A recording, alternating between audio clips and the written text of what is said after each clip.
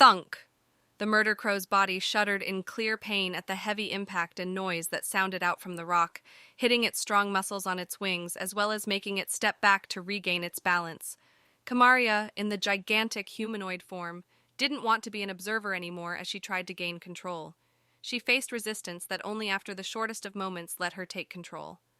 I have an idea. Let's do that rock thing again. But multiple times, how do I do it? Sasquatch's voice answered, You can't, but I can get around that. Just say rock, and grip down near the ground where I can gather the earth element to make it. Then you can lift it up and throw it.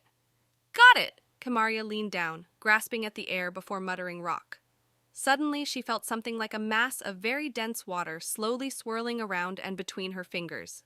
She gripped it, and its still translucent form turned hard and heavier by the second as she raised it over her head. The giant, hairy humanoid moved per Kimarya's will into a throwing position before letting loose fiercely, and the large rock twice the size of her head shot out like an invisible cannonball. It flew straight, right at the amalgamation of all the emotions of terror, anger, and anguish, condensed into a vicious flame that was almost ready to be shot out. Every second it grew, the stronger the feeling of deadly crisis grew within Kimarya's heart. This was her target. She hoped that she could interfere with the crow's life-threatening attack, but very soon it was made clear that it wouldn't be easy, as the rock volleying at her target was smashed away by the crow's good wing.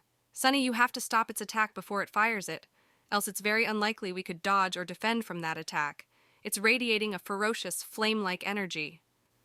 Knew that would not work. Let's try this instead, yelled Kimarya. The giant humanoid Sasquatch reached down, grasped at the air, and pulled back in an extremely domineering fashion before fiercely throwing forward.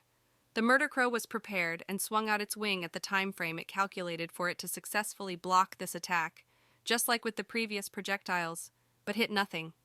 Its eyes opening wide before turning into slits as it realized I deceived it. Its attack started glowing at a faster rate than before, its call more disturbing. The strange boy was rolling around amid a heavy panic attack, unable to even gather enough sense to run away. Kimarya's form reached down low once more and grasped air before immediately throwing again. The crow swung its wing, not daring to risk being hit. Kimarya repeated this action again, but this time as she grasped down, she whispered, rock. The earth elementals danced and converged onto her palm as she pulled back into the pitching pose and lightly flicked the unhardened mass into the air before following through on her fake pitch as that energy floated up in the air. The crow cawed angrily and swung its wing again. It seemed to be very careful. Not a second after that fake pitch, she leaned down and grabbed at the air before throwing another fake pitch. The crow flinched, swinging out, expecting an actual stone, and its eyes started shining in fury. Kimarya didn't lean down this time. She just snatched upwards and squeezed the amorphous energy into a tiny stone before throwing it furiously. The crow was in mid-swing and couldn't pull back its good wing in time. It tried with its broken wing, but it did not cooperate. Before the rock smashed against the amalgamation of fire in front of its beak, the rock exploded against the flame and the whole construct grew unstable. The murder crow stopped its cacophony attack in its attempt to fully focus on stopping its out-of-control fire attack, but Kimarya wouldn't give it the chance as she took a long step forward, reached down low to the ground, and actually picked up an actual rock before screaming, Rock! Maybe it was the urgency in her voice or something, but the elemental earth energies rushed towards her hand and into the rock in her palm that was half the size of her head.